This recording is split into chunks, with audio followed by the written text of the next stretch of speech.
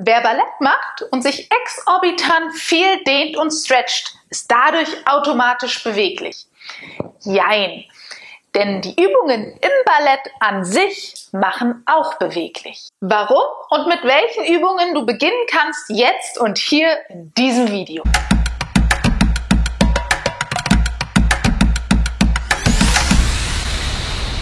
Der Clou an der ganzen Sache ist, maximale Beweglichkeit mit so wenig Kraft wie möglich und so viel wie nötig. Einer auch der Gründe, warum Ballett immer so federleicht und grazil aussieht. Hauptaugenmerk in diesem Video ist heute die Beweglichkeit und die Öffnung der Hüfte. Das heißt, diese Übungen helfen dir auch beim Spagat in jegliche Richtungen. Und ich zeige dir zuerst die Übungen und dann erzähle ich dir, warum diese Übung zu deiner Beweglichkeit beiträgt. Ihr braucht für diese Übungen nicht wirklich viel. Ich habe hier meine Ballettstange, damit ihr mich von allen Seiten auch gut betrachten könnt. Für zu Hause reicht es allerdings zum Festhalten, zum Beispiel eine Stuhllehne, ein Sideboard oder auch einen Küchentisch. Die erste Übung starten wir aus der 6. Position, die ist im Ballett ultra einfach. Das heißt, du schließt beide Füße dicht beieinander, die Knie sind zusammen.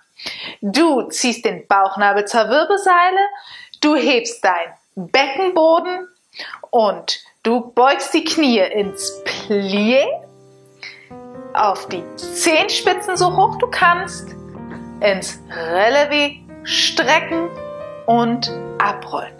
Plié, Relevé, strecken und abrollen. Plié, Relevé, strecken und abrollen. Okay, was ist so wichtig an dieser Übung? Diese Übung fokussiert auf die Core Stability, wie man auf Deutsch so gut sagt. Du hast den Beckenboden mit aktiviert. Dadurch aktivierst du automatisch natürlich nochmal andere Fasern in den Bauchmuskeln. Wenn das fest ist, so dass der Körper Bewegungsfreiheit in den angrenzenden Gelenken geben kann. Auf zur zweiten Übung. Wir gehen wieder in unsere Ausgangsposition der ersten Übung in die 6. Position und Bauchnabel ist zur Wirbelsäule, Beckenboden ist nach oben gezogen und nun, wir öffnen das Buch, so sage ich das immer zu meinen kleinen Kindern. Das heißt, die Zehenspitzen wandern nach außen, Fersen bleiben zusammen und wieder zurück. Und nach außen und zurück. Und öffnen und zurück.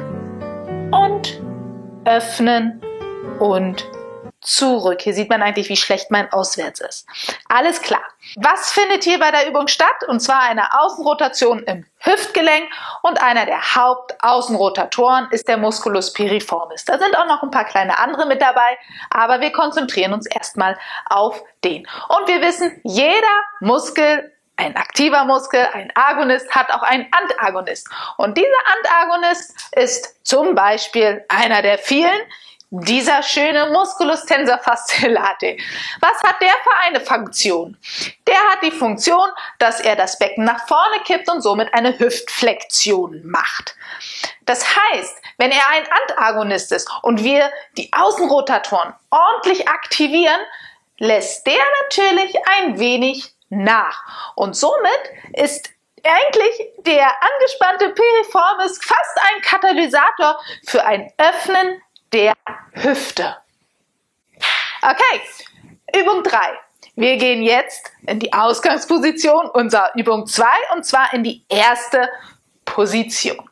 Knie sind zusammen, Bauchnabel ist zur Wirbelsäule, Beckenboden ist nach oben gezogen. Wir machen jetzt ein Tendu zur Seite. Das heißt, unsere Ferse wandert nach vorne und wir schieben unseren Fuß zur Seite, halbe Spitze, Spitze, halbe Spitze, zurück und halbe Spitze, Spitze, halbe Spitze, zurück und halbe Spitze, Spitze, halbe Spitze, zurück und halbe Spitze, Spitze, halbe Spitze, zurück Okidoki, was passiert in dieser Übung? Standbein ist klar, wir haben das gleiche wie in Übung 2. Das heißt, wir haben eine Außenrotation in der Hüfte, wir haben einen relativ entspannten Tensor Late mit einer geöffneten Hüfte, Beckenboden ist nach oben gezogen, Bauchnabel zur Wirbelsäule, wir haben ein festes Konstrukt. Unser Spielbein macht ein Tendu zur Seite in der Außenrotation. Das heißt, es passiert eigentlich mehr oder weniger eine Beugung in der Hüfte. Einer der größten Hüftbeuger ist der Musculus iliopsoas. Der besteht ja eigentlich aus zwei Muskeln, einmal dem Psoas und einmal dem Iliacus. Und diese große Flexion, also diese große Beugung in dem Hüftgelenk, wird in der Position, werden die Muskeln funktionell wieder voneinander getrennt.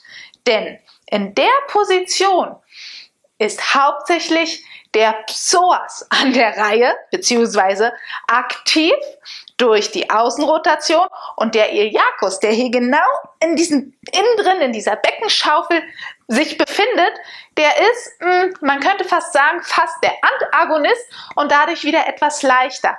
Denn in der Position wird er eher aktiv als Adduktor. Das heißt, in dem Moment, wo wir diese Bewegung machen, lassen die Adduktoren nach und helfen dir in der Art und Weise natürlich in die Grätsche oder in den Spagat in jegliche Richtungen. Okidoki, Übung 4. Wir gehen in die Ausgangsposition in der Übung davor, also Übung 3. Erste Position, alles ist fest. Wir machen ein Tendu zur Seite. Wir nehmen jetzt die Arme und nehmen ein Cambrai zur Gegenseite. Zurück, Cambrai, zurück, Cambrai, zurück, Cambrai, zurück. Okay. Was ist diese kleine Veränderung von Übung 3 zu Übung 4? Wir gehen wieder zurück zum großen Hüftbeuger, und zwar den Musculus iliopsoas. Der hat nämlich bei einseitiger Aktivierung nämlich die Funktion der Seitneigung. Das heißt, in dem Moment, wo wir unsere Übung 3 machen, das heißt, der Iliopsoas ist gut aktiv, oder der Psoas ist aktiv, der Iliacus ist ein bisschen besänftigt, weil der springt dann gleich wieder bei der Bewegung zurück mit ein in Richtung Adduktion, wo er die Bewegung initiiert. Und weil wir ja nicht wollen, dass der Psoas als einer der Hauptbeuger so aktiv ist, dass er eigentlich unsere Hüfte wieder schließt, gehen wir in die entgegengesetzte Seitneigung, um diese Verkürzung in dem Moment wieder entgegenzuwirken. Das mag vielleicht ein bisschen paradox klingen, weil, der Psoas ist angespannt und eigentlich verkürzt, aber man dehnt ihn gleichzeitig. Man könnte vielleicht behaupten, dass man das somit ein wenig neutralisiert, um die Beweglichkeit in der Hüfte durch das Training oder durch den Tanzen nicht zu gefährden und die Hüfte trotzdem offen zu lassen oder trotzdem zu öffnen und es somit eine außerordentliche Hilfe ist bei der Beweglichkeit in der Hüfte in allen möglichen Richtungen, vor allem beim Spagat. So, jetzt eine wichtige Frage an dich, nämlich mich interessiert es, ob du schon mal Erfahrungen im klassischen Ballett gemacht hast, entweder als Kind oder in der Jugend oder wann auch immer, und zweitens, ob dir dieses Video gefallen hat. Wenn ja, vergiss nicht den Daumen nach oben, und wenn du mich gerade zum ersten Mal siehst, also hier auf meinem Kanal findest du Videos rund zum Thema Beweglichkeit. Du kannst gerne mal vorbeisneaken. Hier sind auch noch andere Videos.